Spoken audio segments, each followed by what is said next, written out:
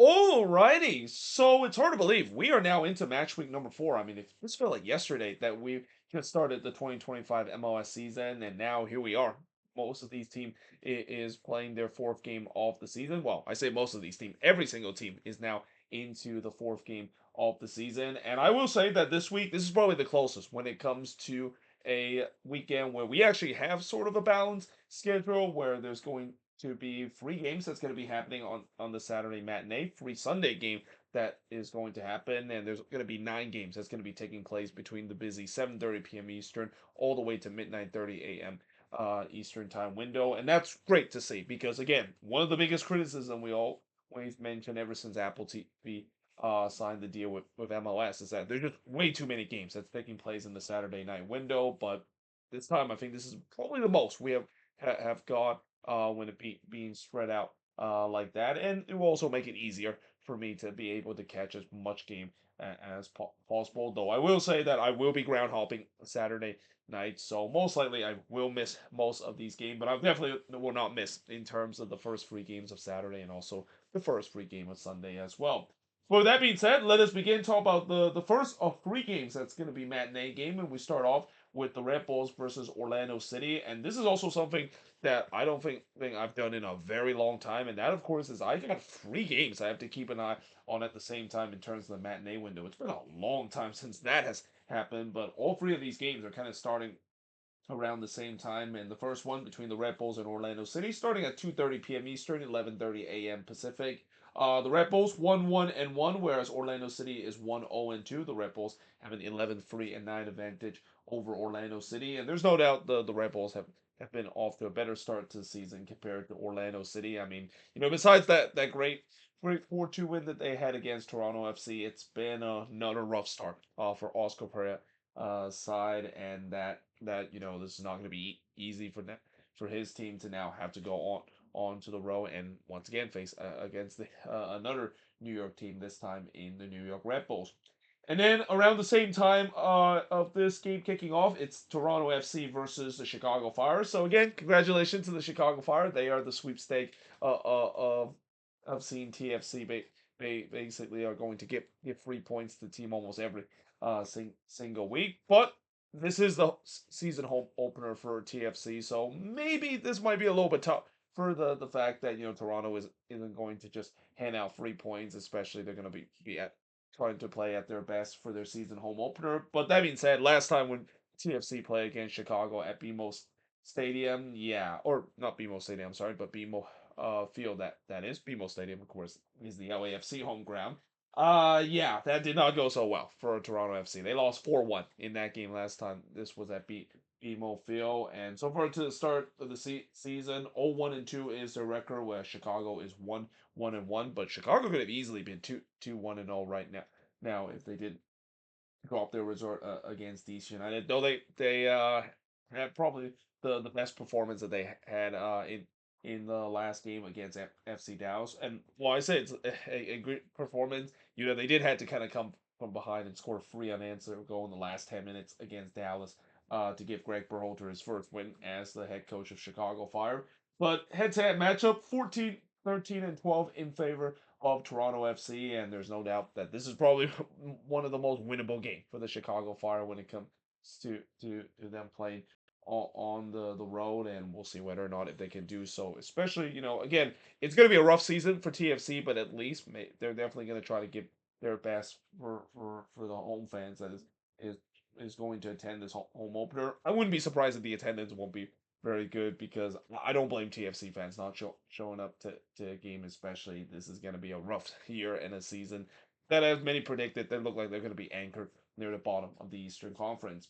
With that being said, moving on, we got LAFC versus Austin FC. So LAFC, of course, coming off of a 2-1 loss against Columbus in the middle of the week, but they still were able to move on into the quarterfinal. And I gotta say that 2-1 loss that they had, yeah, that was a bit of a more nervy game that LAFC fans and certainly Steve Cherno wants against the Columbus Crew. They almost choked away that 3-0 advantage that they had in the first leg. Almost it's something similar to what New England did to Pumas a couple of years ago, blowing a 3-0 lead in the first leg. But alas, they returned home in this game against an Austin FC side that, besides their opening victory against Sporting KC, it's been very underwhelming kind of start to the season for Nico Estevez team. They have a 1-0-2 record. This game will start at 3:45 p.m. Eastern, 12:45 p.m. Pacific. But because the game usually start around 15 minutes after, it's gonna start instead at 55 or 3:55 p.m. Eastern,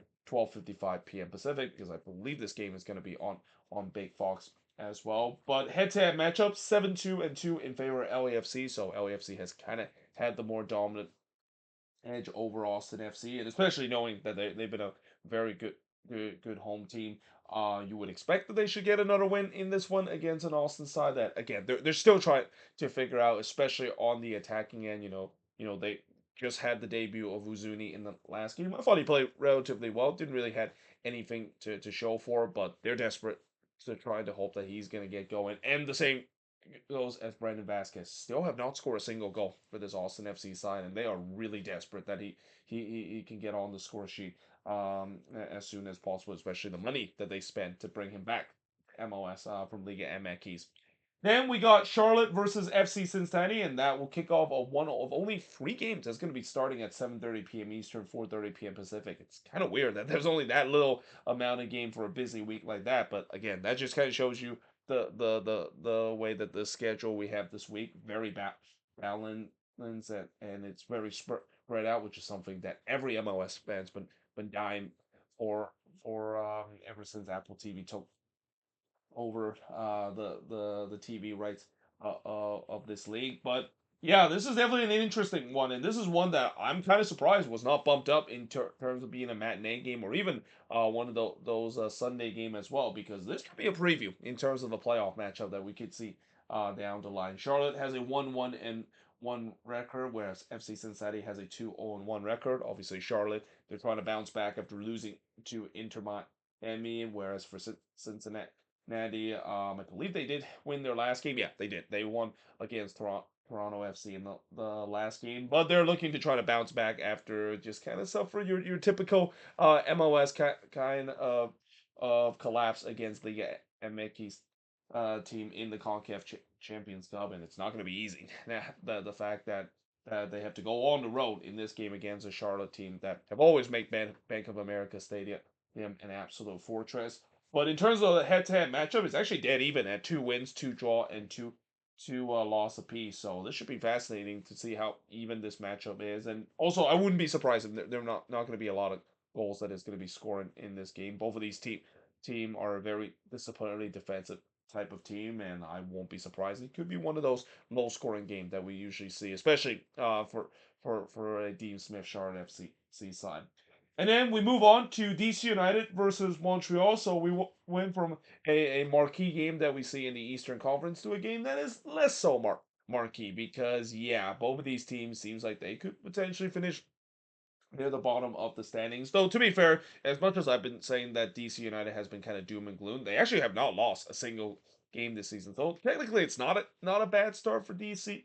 See so far this season, but then again, if you ask any DC United fans, they'll say that yeah, don't let that good start fool you. The fact that we've seen this before and things doesn't really go so well, and some of the games that they play so far this season hasn't been kind of inspiring. You can say the same thing about Montreal as well. It's been a disastrous start to the season for Laurent Courtois side, and I get it. Yes, this long road trip to start before they play their first game at Stade Saputo in April is going to be brutal. But if they go this entire road trip without a single win or even a single point, you could maybe even say that. I mean, I know it's early to say, but knowing that this Montreal front office is not a fray in terms of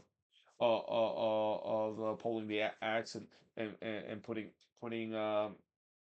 front office member in terms of chopping block if Resort doesn't go. Do not be surprised if Lauren Courtois could be in trouble if this Montreal team started to falter. And again, what's kind of interesting about Montreal is they had that incredible performance against Atlanta where they really gone toe to toe, and really these last two games they have not shown anything close to that whatsoever. So we'll see whether or not if they can do so in this game against the DC side. That I think one of the thing that is kind of uninspiring for DC, and the thing that maybe concern a lot of DC fans is that as much as they haven't lost a game so far this season.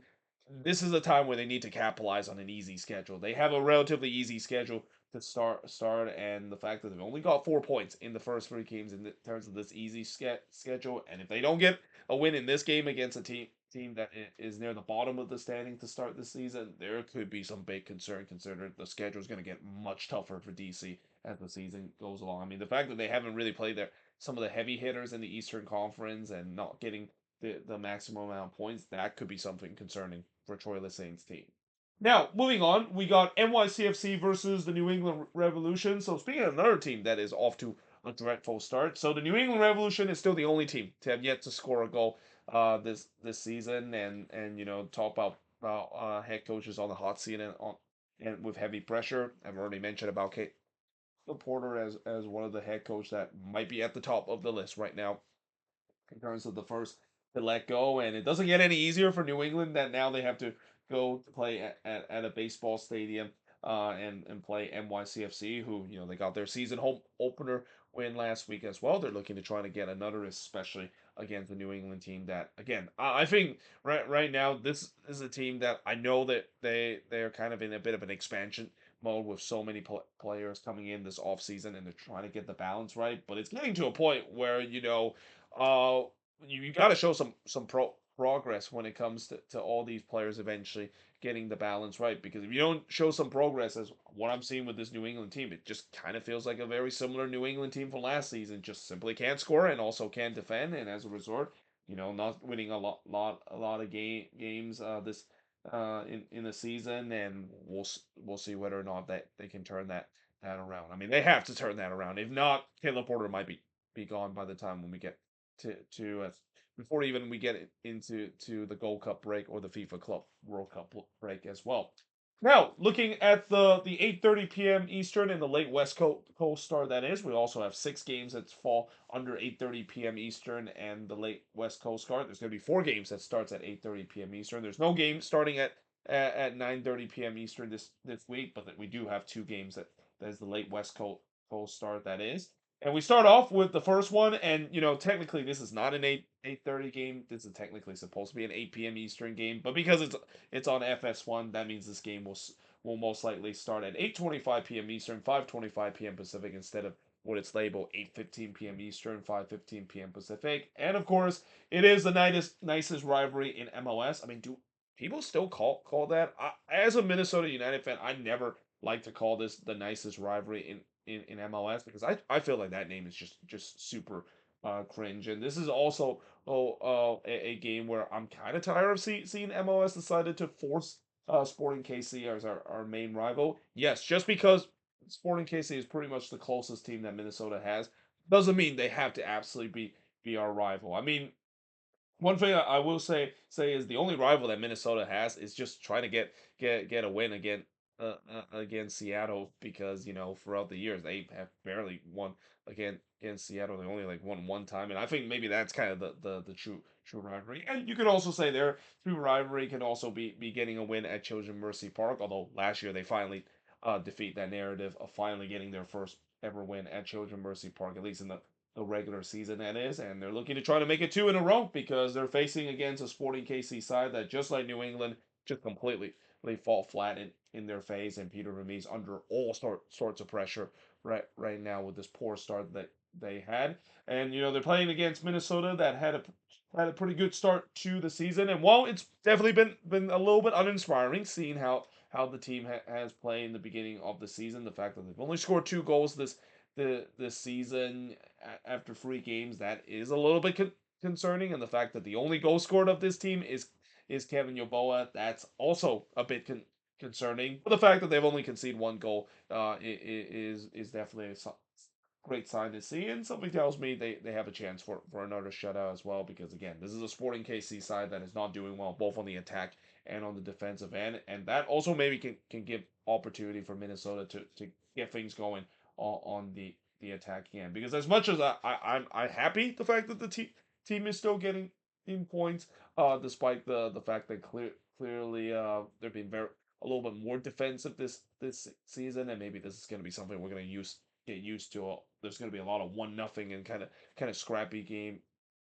that Minnesota would have. I would appreciate if they can actually get a pretty comfortable resort, and this is a chance to do so against a struggling team in this one. And again, you for Sporting KC, if there is one hope that they have coming into this game, is that at least they still have a pretty good record against Minnesota at Trojan Mercy Park. And I never say that Minnesota, even against an easy team, and especially this is probably the easiest team that they'll face on the road all season long, is considered to be an automatic 3 points, because we've seen before that this team doesn't make things easy, as what we saw in the game against the Quakes. They absolutely should have won that game by more goals, but because in a classic Minnesota fashion, they have to torture me, they have to make things tough and grind it out. And I feel like this could be one of those games where do not be surprised if they somehow just win 1-0, or 2-1 out there, or even 2-0 with a late goal like they did last season, because that's just kind of how Eric Ramsey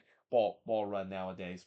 Now, moving on, we got FC Dallas versus the Vancouver Whitecaps. So, Vancouver is one of two teams that has remained to won their first free game of the season, and they also have probably the biggest victory that they ever had in franchise history, knocking off Rayados down in Mexico. And now it's going to be interesting that, as big as that victory is for Jesper Sorensen's side, we'll see whether or not if this team can use that as momentum heading into this game against Dallas. Because more times than not, whenever I mention when a team has a very historic type of win, a very kind of changing moment for a Whitecaps franchise that hasn't had these kind of moments of beating teams that they have no rights in terms of beating, and getting a historic win against Rayados. It's tough to trying to rebound yourself back into league plays, and more times than not, when you come off a big win like that, there's going to be a letdown factor, and we'll see whether or not if that could be the case, especially with them traveling on the road in down in Mexico, now have to travel again in Dallas. I wonder did Vancouver just maybe stay in Texas as well, because when they play in Torreon on against Rayados, I don't think that's really far from Texas as well. I might be mistaken though, but it's around the same region as well. I wouldn't be surprised if Jasper Sorensen just kind of keep his team around that area to prepare for this game, and not have to kind of fly back to Vancouver and then fly down to Dallas. That is, but speaking of Dallas, it's been kind of an interesting start to the season for Peter Quill's side. I mean, in these first three games, we have seen them kind of got a little bit of a smash and grab against Houston. Then we see that a very typical Peter Quill kind of team, a very fun, entertaining style of play, but also at the back very leaky. And then we saw them just absolutely melt down against the Chicago Fire. So it's been a very entertaining team to watch if you're a neutral perspective. I'm not quite sure if you can say that for FC Dallas. It must be a roller coaster ride with the way that the start of the season has been, and we'll see what kind of roller coaster this would be, and what kind of unpredictability that Peter Quill team will do in this one against a Whitecap side that, again, I talk about new head coach boost being a huge thing, but this is not just a new head coach boost. This feels like a new rocket head coach boost that the Vancouver Whitecaps has had under Jasper Sorensen. I have no idea what Jasper Sorensen has done to this team, but ever since they lost that opening game against Saprissa, almost at Ala Hulunse, they got the wrong Costa Rican team in the CONCACAF Champions Cup. This team has not looked back ever since that game, and has pretty much won every single game, or at least got a resort in every single game since that one. Now, moving on, we got the Houston Dynamo versus RSL. So this is a matchup between two teams that are relatively struggling right now, and you could easily say that this could be a desperation derby, because both of these teams probably should be doing much better compared to the beginning of the season. For the Dynamo, it's been a very toothless start to the season with an 0-1-2 record, whereas for RSL, they have a 1-0-2 record. And just as you thought that they figured things out against the Sounders, yeah, they had a bit of a letdown performance against the expansion team San Diego FC in the last game. But all-time meetings 17, 13, and 14 in favor of the Houston Dynamo. And yeah, again, this is a matchup that when you have two teams that kind of are struggling and are kind of playing below their expectation, I know it's pretty early to say that we might see a desperation derby, but this could be the case with the way that both of these teams are not performing very well, and we'll see who, of course, will get this desperate victory to get themselves back on track. And then we move on to the next game, which is St. Louis City versus the Seattle Sounders. So St. Louis definitely found their groove in the last game against the Galaxy, not only getting the first win of the season, but also scoring for the first time last game as well after them getting shut out in the first two games. Now they're facing against a Sounders side that, just like what I said about FC Cincinnati, it is going to be tough to trying to forget what happened in the middle of the week, where they also kind of suffer for a bit of a meltdown late in the game to lose that two-legged affair against Cruz Azul down in Mexico, and now that they have to travel on the road facing against the St. Louis side, that the last game, I think that has given Olaf Melber a little bit of confidence that that was kind of the St. Louis team that we saw last season, playing relatively well, and seems like they're going to carry the momentum heading into this year. We'll see whether or not if that is going to be the case, especially when you look at the head-to-head meeting between both of these teams. Yeah, Seattle has pretty much won all the head-to-head meeting, 4-0 in favor of St. Louis. St. Louis have never won against the Seattle Sounders, and we'll see whether if this is finally going to be the time to do so. Believe me, as a Minnesota United fan, I get it in terms of you getting owned by the Seattle Sounders, but again, we'll see whether or not if this might be finally the time where they get their first win or even their first point against the Seattle Sounders. And then we move on into the late West Coast kickoffs, starting with San Diego's second home game in their franchise history against the Columbus Crew. So both of these teams have a 2-1-0 record, and as expected, San Diego has basically released another statement talking about how that certain chant that happened in the opening game, and hope that it will not happen. I'm very interested to see whether, if of course it will work, because it's one thing to, of course, release these statements and basically talk to send a message to the fan base to not do that certain chant again, but it's another to see whether if it's effective, and we'll see whether if that is going to be the case. But besides that, should be a very interesting game, especially for San Diego. It's been a dream start to their life in MLS, and it just kind of feels like very similar to what we saw with St. Louis, where teams seems like they don't have a book on San Diego right now, and San Diego is taking a huge advantage of it. Now, when I look at this game, in the offseason, I would have said that this was probably one of their tougher games besides the Galaxy, because Columbus is a decent team. But Columbus, when we seen from this season in league play, they've been okay so far this year. They haven't been spectacular. I think the game against LAFC that they had at home, that was probably the best that I've seen Columbus play, and that looked like the old Columbus Crew, and the Wilfred Nancy Columbus Crew that we saw last season and the season four as well. And if we see that kind of version of Columbus Crew, it's gonna be a tough game for the San Diego side. And what's also interesting about this game, and what I'm very fascinated, is that both of these teams likes to have the ball. So somebody's gonna have to not have the ball in this one, and we'll see who, of course, will be that team. I mean, I'm assuming it's probably gonna be Columbus. I mean, as crazy as that might sound for a Wilfred Nancy side to not have most of the ball, but so far, Mikey Vera's team, they love to have the ball. They love to, and they have done a really good job in terms of even winning the ball back. Something similar to what we see with Wilfred Nancy team as well. So that should be a very interesting battle, and we could see a situation where one of these teams is gonna completely get out of their comfort zone of not being able to have the ball. And last thing I'm also very interested to see is how the attendance is going to be for this game, because obviously the opening night, that was a big crowd, a packed house of 34,000 plus. We'll see whether or not if there maybe is going to be a drop off, because we usually see this happen where you get a big crowd in the first game. But we'll see whether or not if there could be a little bit of drop off, as we've seen before. I'm assuming it's probably not going to be too big of a drop off, if any, because when you have a team that is just off to a great start to their life in MLS, yeah, don't be surprised Snapdragon might still be very packed for this game against the Columbus Crew.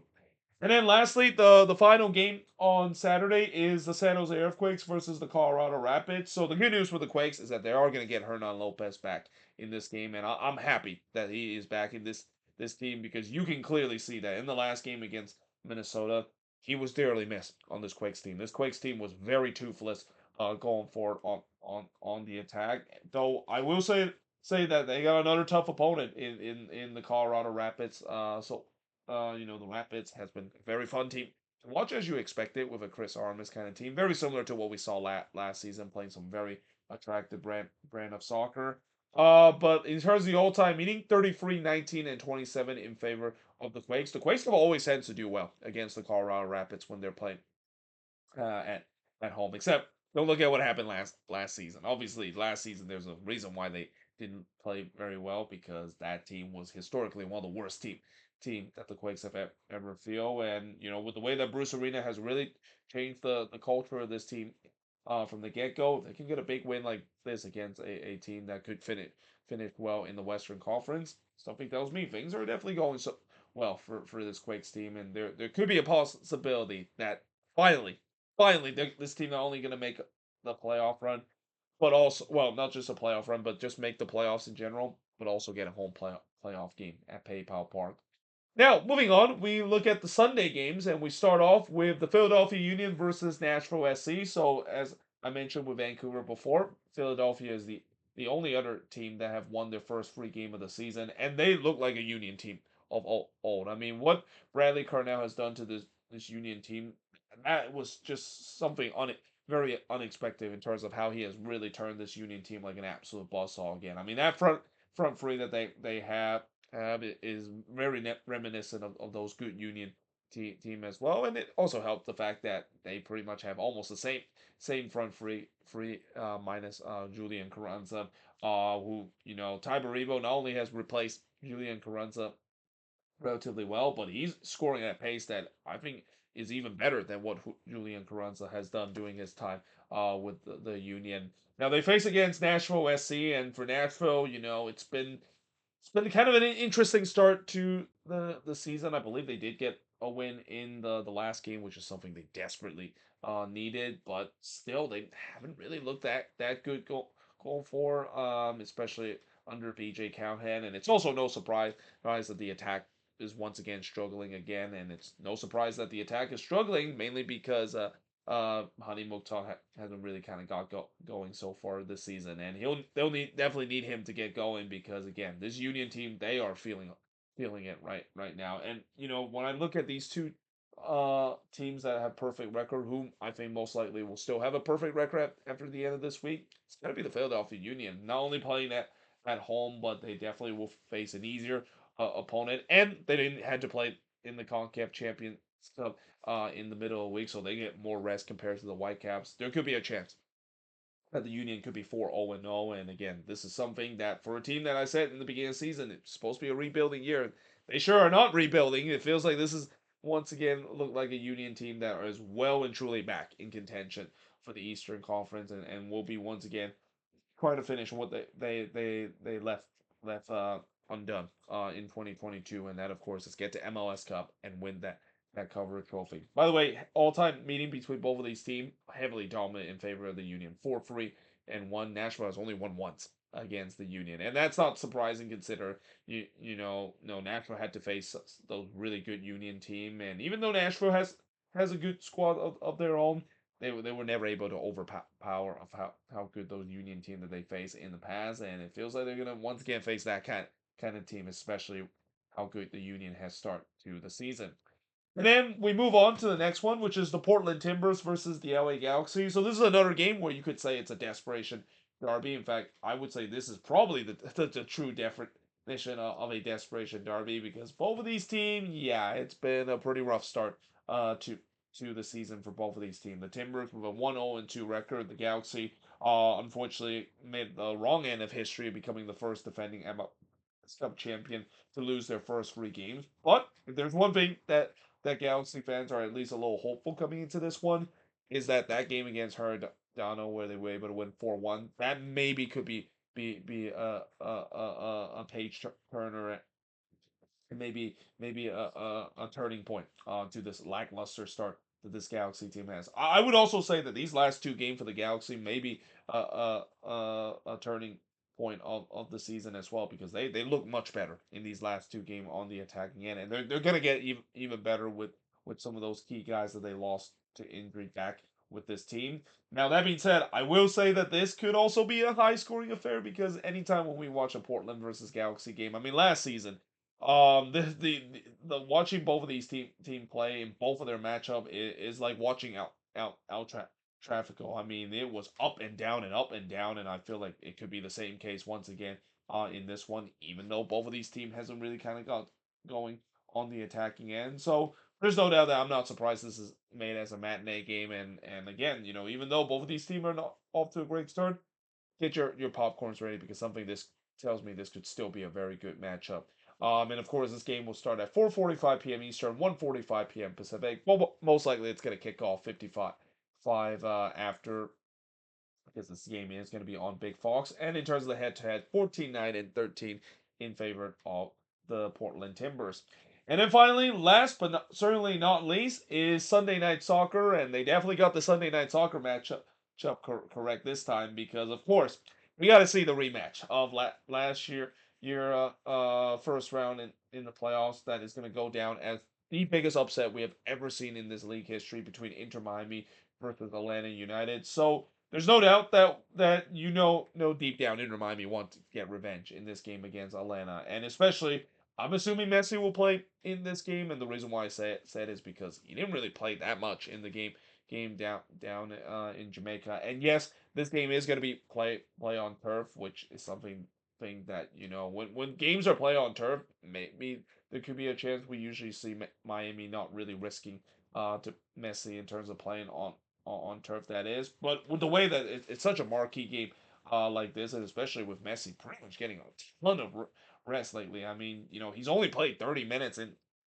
the last four games. You would assume he should be maybe ready in this one. I mean, I will say that maybe he might not be full 90 minutes ready. I wouldn't be surprised he might just go if he does get the start, might even just go 60 in this one or maybe even go 90 depending on if Miami really needed him. But there's no doubt this should be a very entertaining match. I mean, if you thought that there could be popcorn to be ready, the kind of type of game could be high scoring. This could also be the same case again. Though again, I will say this about Atlanta. These last two games has been kind of underwhelming, and these last two games kind of remind you the fact that every time you say those words known as Atlanta is truly back, yeah, they're not really back. I mean, these last two games, it's got to be very frustrating if you're an Atlanta United fan, seeing your team getting shut out, and especially with the amount that they spent on the attack, it's maybe a little concerning. The fact that they have been shut out in the last two games. They should not be spending almost $50 million plus on the attack and get absolutely no goals out of the last two games. So yeah, there's no doubt that they will have to improve because anytime we face against Inter Miami, you need to bring your A game. But they will also know that they have been considered to be a big kryptonite of Inter Miami. This has been one of those teams that Inter Miami has always struggled in the past, and it was shown in the playoff series as well. In fact, the head-to-head meeting is one of those rare head-to-head meeting where Miami is not leading 7-4 and 6 in favor of Atlanta United, and yeah, there's no doubt that we'll see how this latest chapter of this game is going to be. I mean, would you say that this maybe could be a bit of a rivalry game between both of these Southeastern club, especially with the way that what we saw in the playoffs and how stunning that upset was. Do not be surprised if this could be a feisty game. It was very feisty in the playoff series that we saw, especially in that third game. I will never forget that moment when Suarez basically pushed Guzan into the netting as well. Something tells me this could be a very feisty game, and also could be a game where there could be some late dramatic and truly deserve to be the marquee game of this week being on Sunday Night Soccer. But there you have it. That is pretty much it in terms of looking at all of these games and previewing all of these games. That is, as always, let me know in the comments below what do you think of this preview, and let me know in the comments below your prediction for all 15 of these games. But until then, hope you guys enjoyed this video. If you do, make sure you guys do like, smash the subscribe button, and yeah, I of course will see you guys next time.